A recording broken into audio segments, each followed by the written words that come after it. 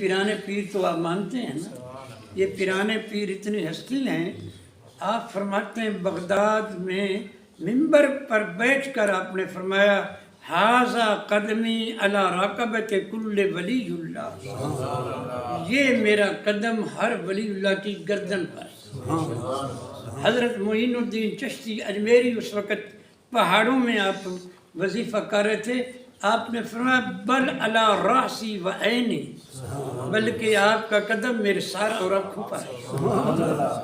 اور سنیان کہ اس نے کہا جی میں قدم ان کا میرے پر نہیں ہے، تو آپ نے فرمایا بل علی راس قدم خنزیر، بھائی ان دی مڑ گردن تے خنزیر دا قدم اسی بڑے، اور وہ بنیا کہ مڑ ان خنزیر چڑھے پہ گئے، مڑ جڑا خنزیران دا بچہ پیچھے رن دہا انہوں چاہ کے لے جاوے۔ یہ ہے غوث پاک دی طاقت، غوث پاک دی طاقت۔ ایک اللہ کا ولی آیا، وہاں سے گزرا بغداد میں سے، اس نے کہا میرا جو شیر ہے نا وہ ایک گائے کھاتا ہے۔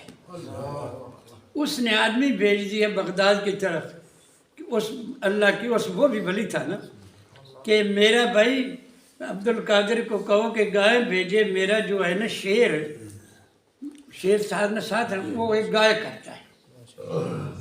آپ نے فرمایا اچھا بھائی وہ جو آدمی تھے نا یہ گائے لے جاؤ، اس کے شیر کی خوراک ہے۔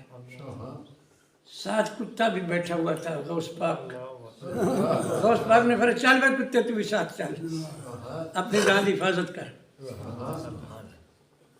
وہ گائے لے کر گئے، جب گئے تو اس نے شیر کو چھوڑ دیا، شیر لپکا گائے کی طرف، کتا درمیان میں آ گیا، کتے نے شیر کی گردن مڑوڑ کر رکھ دی۔ اس نے کہا میں غوث پاک کا کتا ہوں اور یہ گائے غوث پاک کی ہے۔ مانتے ہیں نا آپ، اپن کی بات بھی مانیں، ماننا ہوتا ہے ان کی بات بھی۔